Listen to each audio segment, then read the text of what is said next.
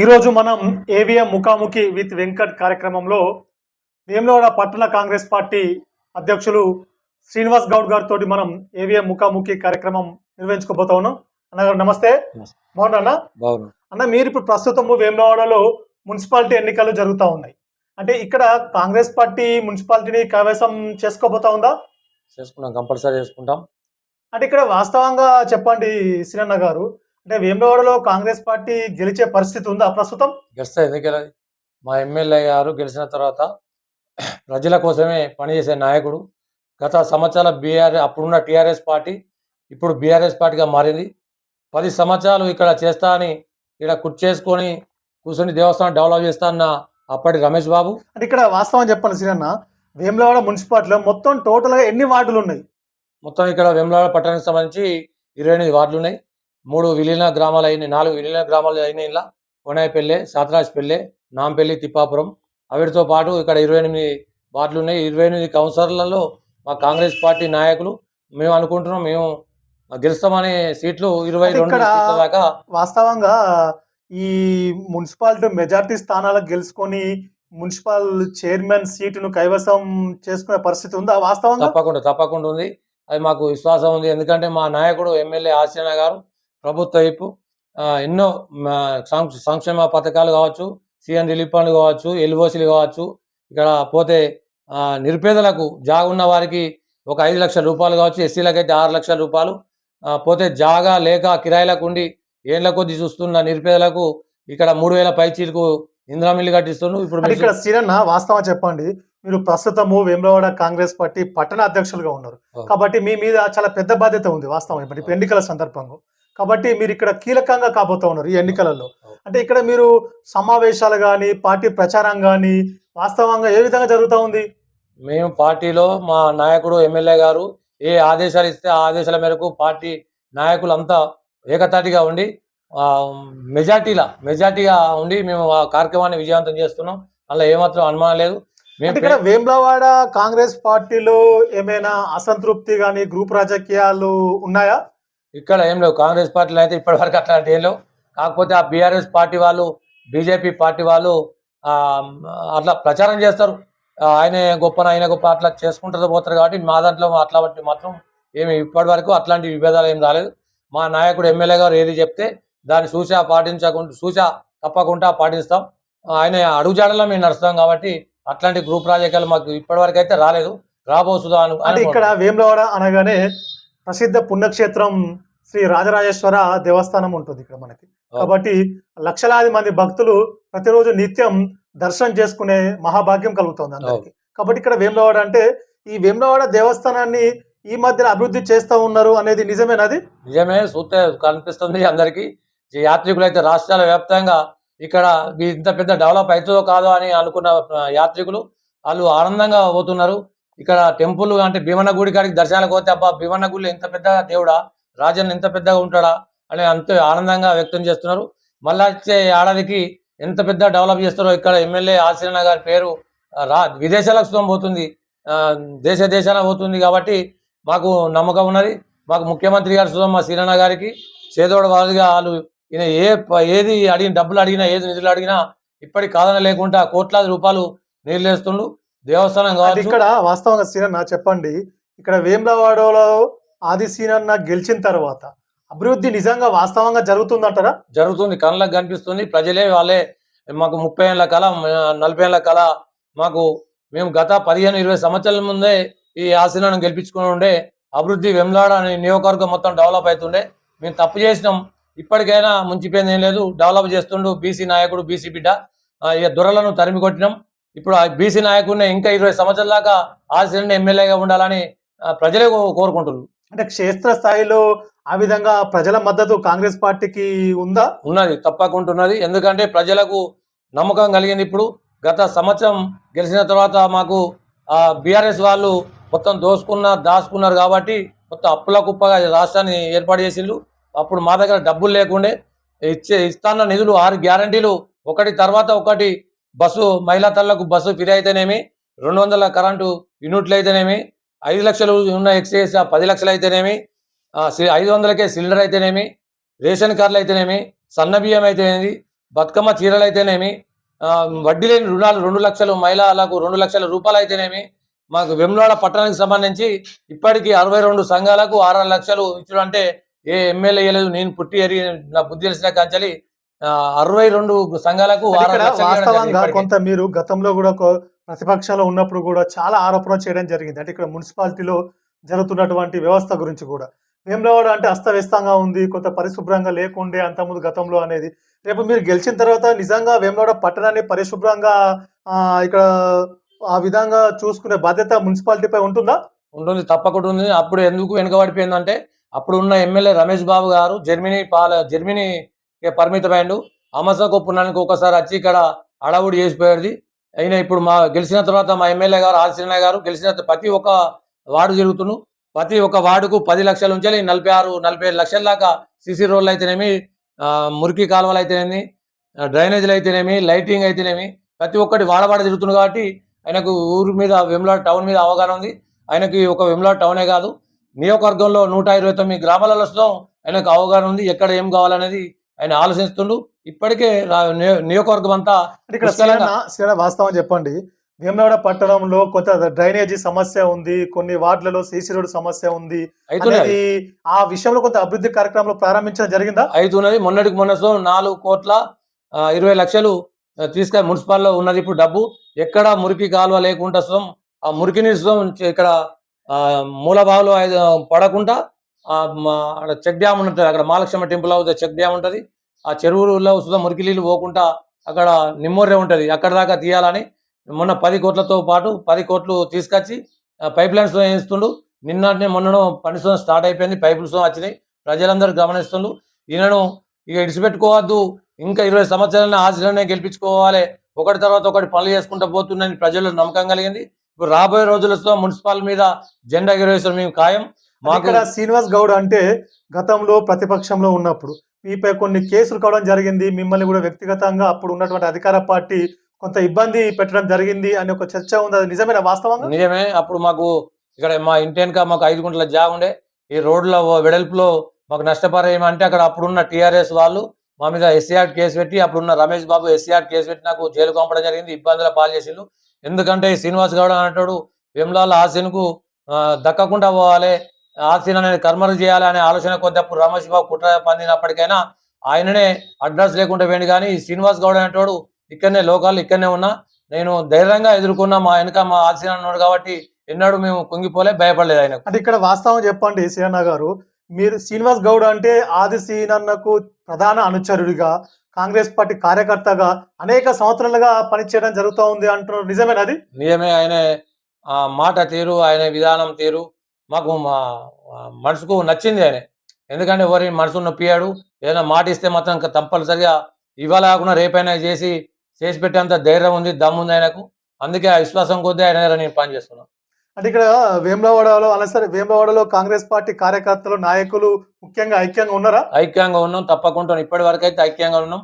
ఆయన ఏ మాట చెప్పినా మేము ఒకటే మాట మీద ఉంటాం.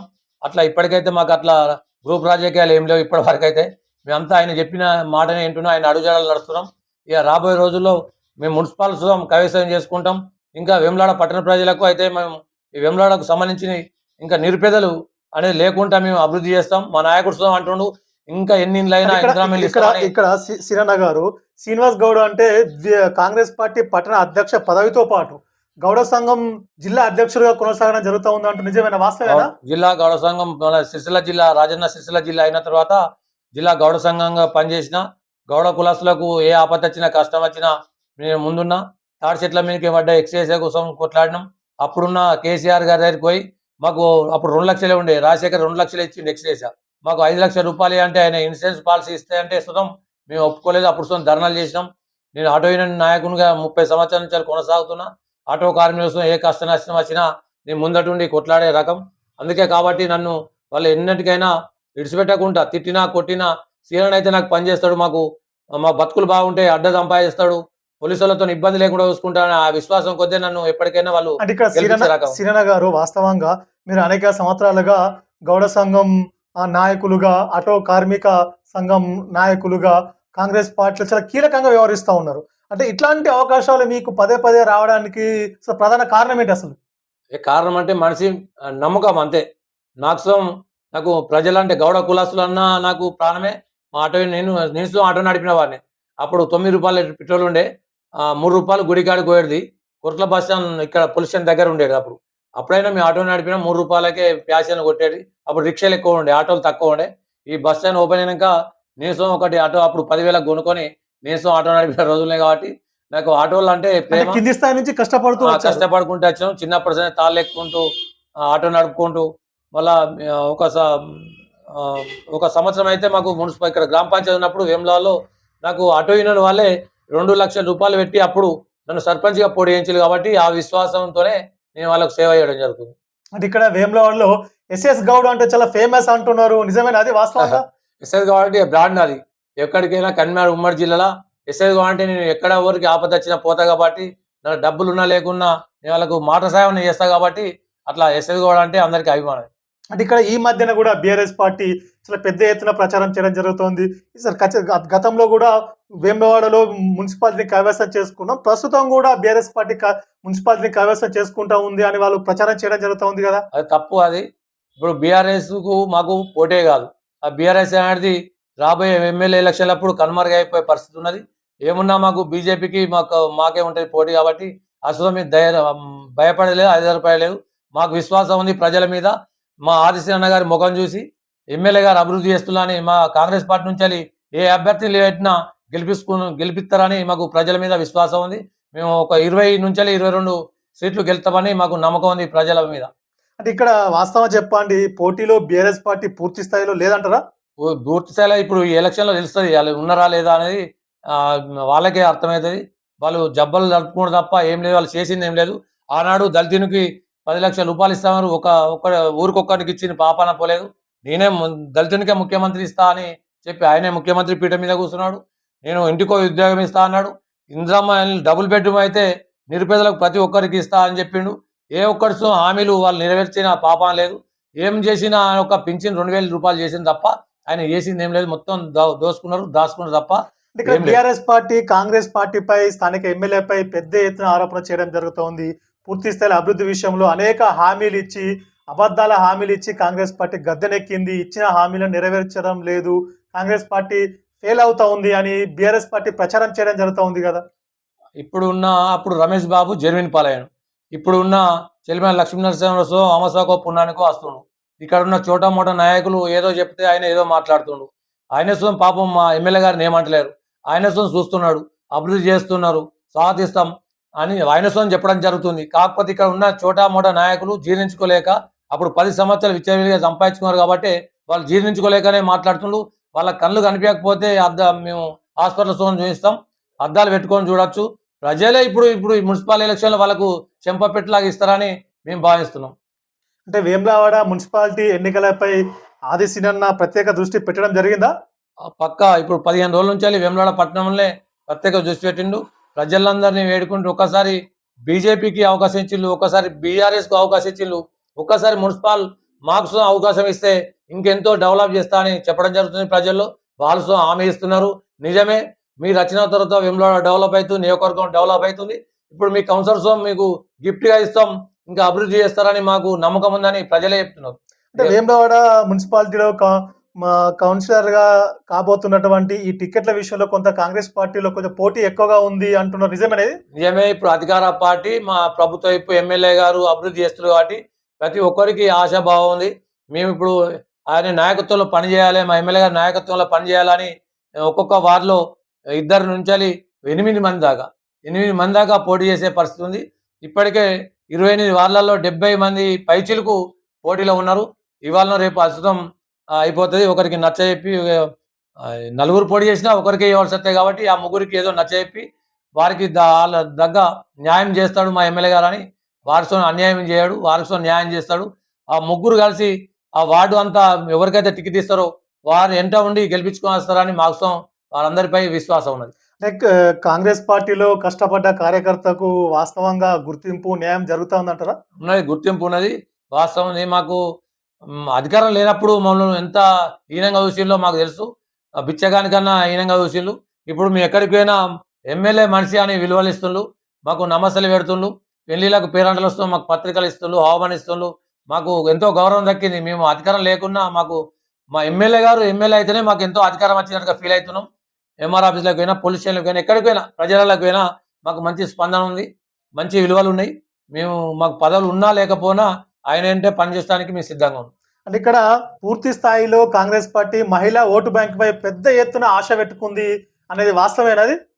వాస్తవమే. కానీ మహిళలతోనే ఓటారు అప్పుడు మా ఎమ్మెల్యే గారితో మహిళా తల్లులతోనే ఒకసారి శ్రీను గెలిపియాలి అని ఆయన ప్రచారం చూస్తే ఒక్కొక్కరు చిన్న పిల్లల కాంచెలి వృద్ధుల దాకా, వృద్ధులైతే పింఛన్ పైసలు మీరు డబ్బులు లేవాట కదా, ఈసారి నేను ఈ పింఛన్ తీసుకొచ్చినా మీకు డబ్బులు ఇస్తున్నా, 2000 రూపాయలు ఇస్తున్నా, పిల్లలు గల్ల గురి వాళ్ళ పలగొట్టడం ఆయనకు ఎమ్మెల్యే గారికి ఇచ్చిన ఎమ్మెల్యే గారికి ఇవ్వడం అంటే చరిత్రలో ఆయన ఎంతో గొప్పవాడు. ఇప్పుడు ఎమ్మెల్యే పోటీ చేస్తున్న మనిషి దగ్గర పైసలు తీసుకుంటారు తప్ప వాళ్ళే డబ్బులు ఇవ్వట కదా, ఈసారి నిన్ను గెలిపించుకుంటావు అని విశ్వాసం కొద్ది డబ్బులు తెచ్చిచ్చిన, అట్లా ఆ డబ్బులు జమ చేస్తే 10-12 లక్షల రూపాయల దాకా ఆయనకు జమ అయినాయి అని లాస్ట్ కు చూస్తే అంటే ప్రజలే స్వచ్ఛందంగా ముందుకొచ్చి వాళ్ళే డబ్బులు కలెక్ట్ చేసి ఆది శ్రీనన్న గారికి ఇవ్వడం జరిగింది. చిన్న పిల్లలు గల్లగురి పట్టుకొచ్చి 500, 600, 1000 రూపాయలు అట్లా కవర్లో తీసుకొచ్చి అంకుల్ మీద డబ్బులు లేదట కదా, మా డాడీ అనుకుంటున్నాను, మా మమ్మీ అనుకుంటున్నాను, నేను డబ్బులు ఇస్తున్నా అని చెప్పడం జరిగింది. వృద్ధులైతే పింఛన్ పైసలు 2000 రూపాయలు వచ్చినాయి. అయ్యా ఇగో 2000 రూపాయలు నీకు ఇస్తున్నాం, నువ్వు గెలిచిన వాళ్ళని ఆశీర్వదించారు.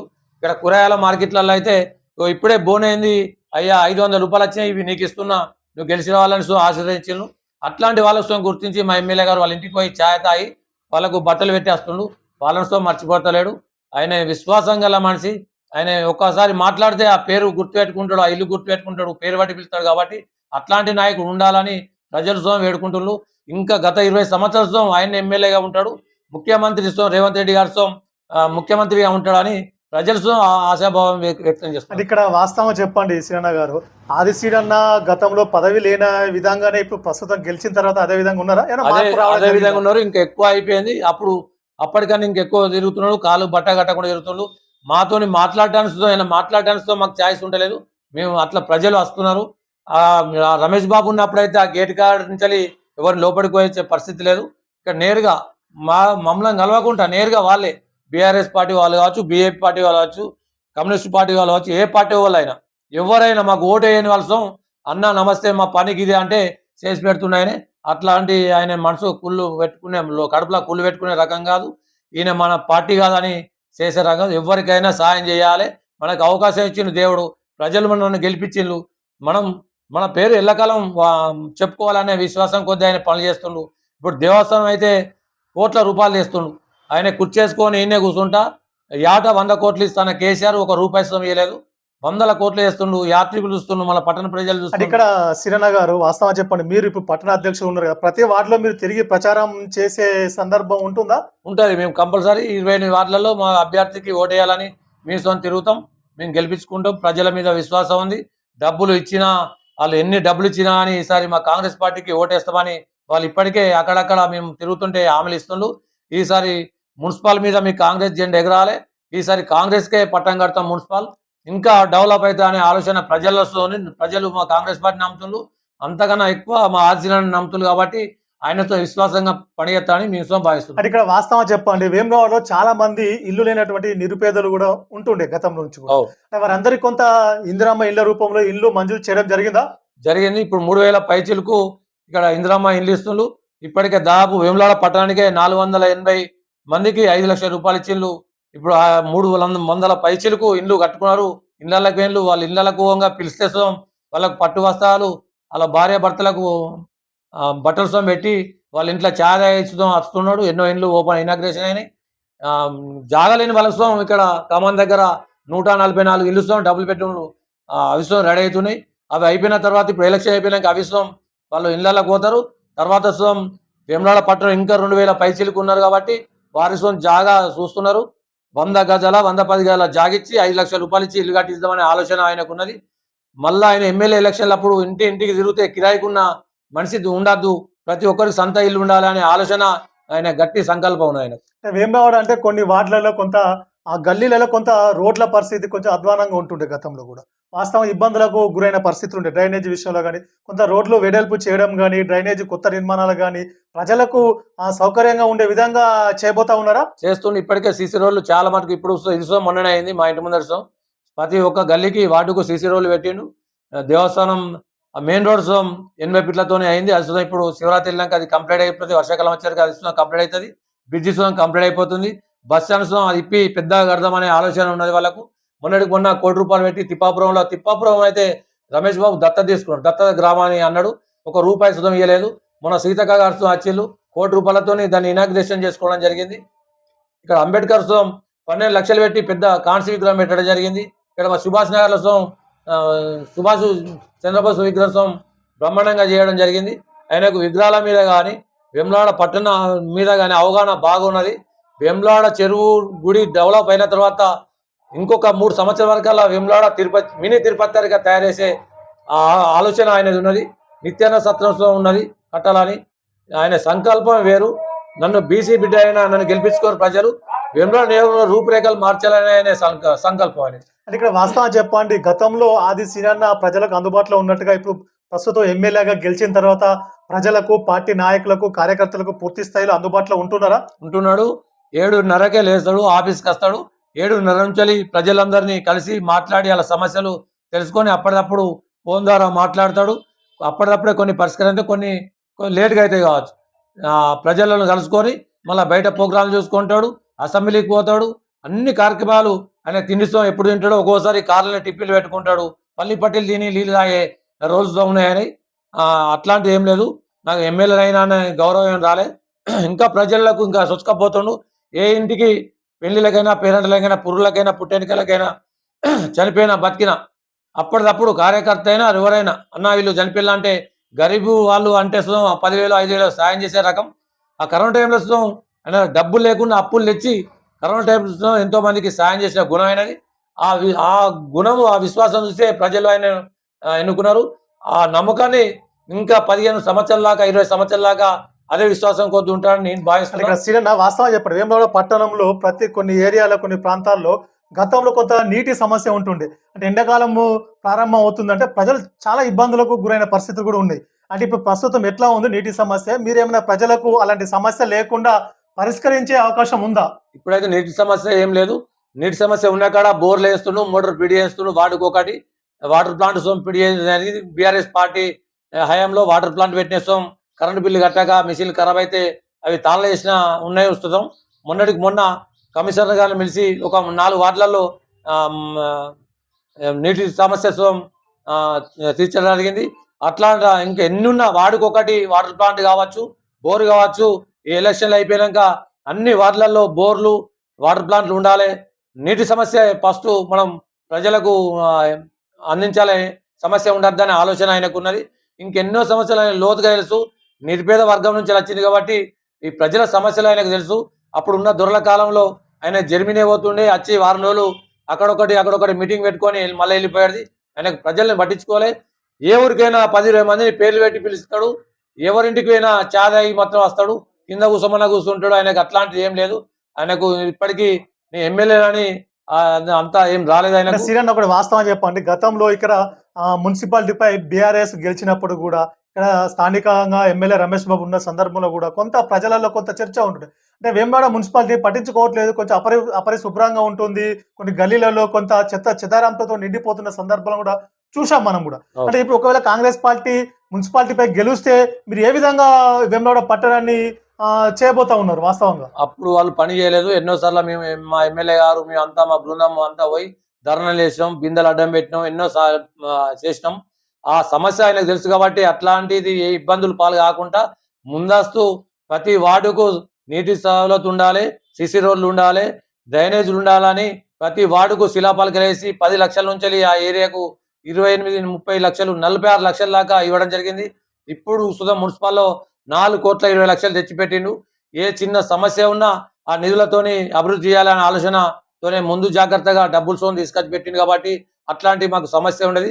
కాంగ్రెస్ పార్టీని మీరు ఇది చేయలేదు అనే ప్రజలు ఏలువెట్టి సూచించద్దనే సందర్భం ఇప్పుడు ఉన్నది. అంటే ఇక్కడ కాంగ్రెస్ పార్టీ వేములవాడ మున్సిపాలిటీ గెలుచుకున్న తర్వాత వేములవాడ పట్టణాన్ని సుందరీకరించే అవకాశం ఉందా అభివృద్ధి విషయంలో? ఇంకా బాగా బ్రహ్మాండంగా చేస్తాడు. ఇప్పుడు నేను చెప్పిన ఇంతకుముందు చెప్పినట్టుగా సెకండ్ తిరుపతి వేములవాడ అంటే తిరుపతిని మైమరిపించేలాగా, యాదగిరిగుట్టను మైమరిపించేలాగా ప్రతి ఒక్క భక్తుడు వేములవాడకు రావాలి, చూడాలనే ఆలోచన ఉండాలని విధంగా చేస్తుండు. ఇప్పటికే భీమన్న గుళ్ళ దర్శనాలతో మనకు టెంపుల్లో దర్శనాల కన్నా ఎక్కువ యాత్రికులు వస్తుండ్రు, లక్షలాది మంది వస్తుండ్రు. అక్కడ బ్రహ్మాండంగా దర్శనాలు చేస్తుండు. ఇక్కడ టెంపుల్ డెవలప్ అయిన తర్వాత భీమన్న గుడితో దర్శించుకునేలాగా సుందరంగా చేసిండు కాబట్టి ప్రజలు అయితే సంతోషం వ్యక్తం చేస్తుండ్రు. అన్న ఇంత బ్రహ్మాండంగా చేస్తామని అనుకోలేదు, భలే చేస్తుళ్ళు అన్న, బీసీ నాయకుని ఇంత బ్రహ్మాండంగా అసెంబ్లీలో మాట్లాడుతుంటే కేటీఆర్ హరీష్ రావు గారిని వారిని హడల్ ఎక్కేలాగా భయపడకుండా ధైర్యంగా ఎదుర్కొంటుండ్రు, వాళ్ళ మాటలకు తింపి కొడుతుండు. అంటే మనం అప్పుడు ఉన్న రమేష్ బాబు గారు ఒక్కనాడు అసెంబ్లీలో మాట్లాడలేదు, ఆయన అసెంబ్లీకి పోయింది లేదు. ఆయన ఇప్పుడు ఆర్సీఎన్ అంటే రేవంత్ రెడ్డి అంటే ఆర్సీఎన్ అన్నట్టుగా ఉన్నది. అసెంబ్లీలో ఆయన టైగర్ అనే బిరుసు వస్తుంది ఆయనకు. ఆయన భయపడలేదు. వేములవాడ నియోజకవర్గాన్ని ఎంతో అభివృద్ధి ముందంజలో వస్తామని మేమైతే నమ్ముతున్నాం. మేము కాదు, మాకన్నా ఎక్కువ ప్రజలే నమ్ముతున్నాం.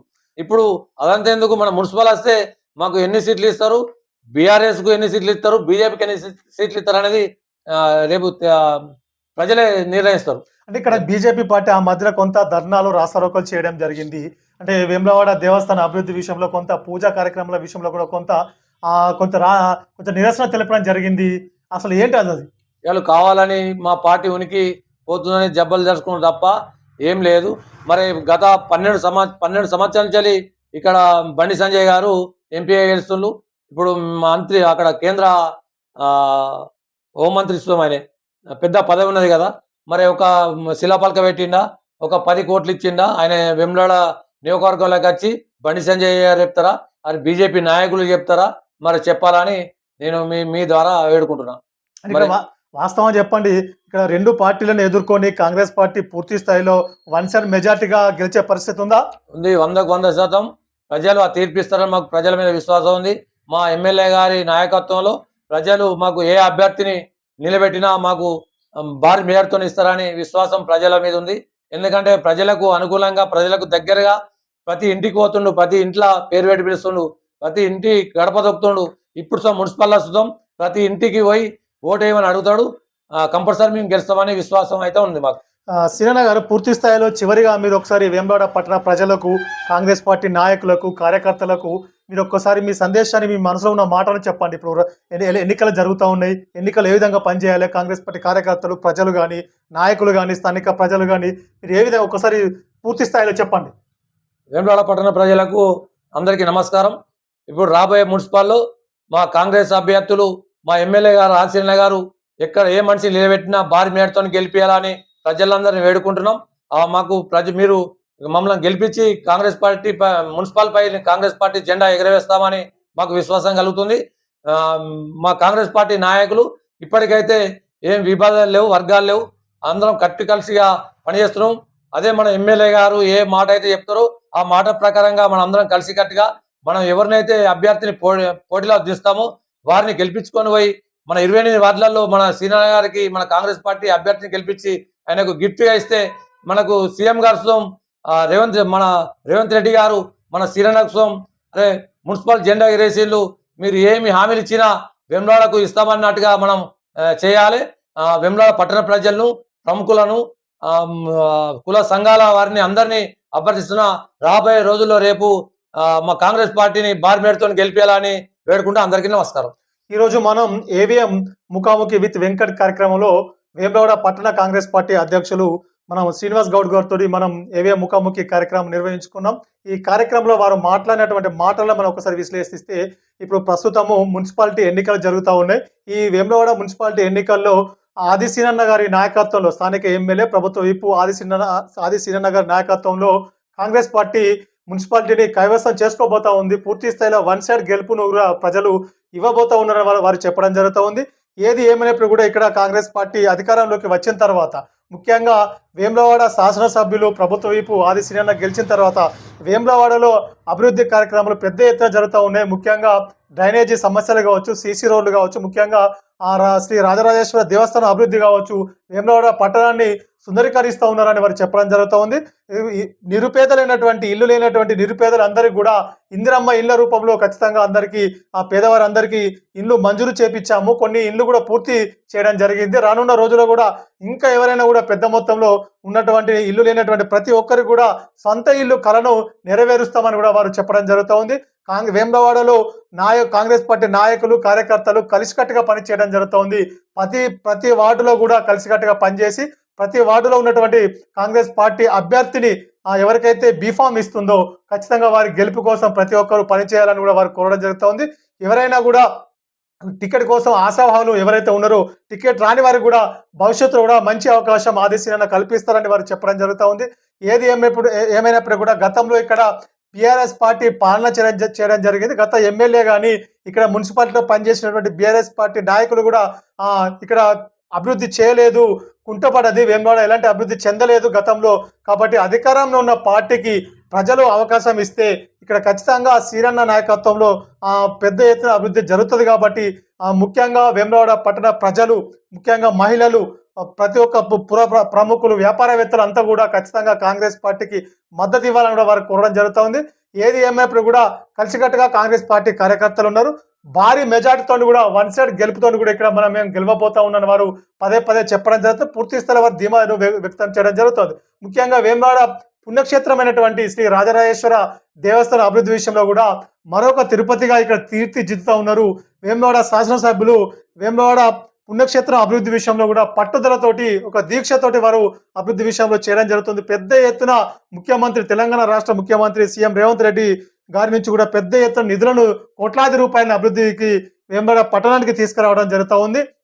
ఖచ్చితంగా ప్రజలు ఆశీర్వదించి అవకాశం ఇస్తే తప్పకుండా వేములవాడ పట్టణ అభివృద్ధిని సుందరీకరిస్తామని కూడా వారు పదే చెప్పడం జరుగుతుంది. చూద్దాం మరి రానున్న రోజులలో కూడా మరి వేములవాడ పట్టణంలో జరుగుతున్నటువంటి మున్సిపాలిటీ ఎన్నికల్లో మరి ఏ పార్టీకి ప్రజలు అవకాశం ఇస్తారు అనేది రానున్న మరికొద్ది రోజులలో తేటతెల్లం అయ్యే అవకాశం ఉంది. అయినప్పుడు కూడా పనిచేసే వారికి మాత్రం అవకాశం ఇవ్వాలి. తప్పకుండా ఖచ్చితంగా ఇక్కడ మార్పు వచ్చింది. వేములవాడ నియోజకవర్గంలో గతంలో ఒక బీసీ నాయకుడు ఇప్పుడు ప్రస్తుతము ఎమ్మెల్యేగా గెలవడం కూడా కష్టపడ్డ ఒక సామాన్య కార్యకర్త నుంచి ఇవాళ ఒక ఎమ్మెల్యే స్థాయికి ఎదిగినటువంటి ఆది శ్రీరన్న గారి నాయకత్వంలో ప్రజలు వారి నాయకత్వాన్ని కూడా బలపరుస్తూ ఉన్నారు. వారి నాయకత్వం కూడా భారీ ఎత్తున ప్రజల మద్దతు సహకారం ఉంటుందని కూడా వారు చెప్పడం జరుగుతూ ఉంది.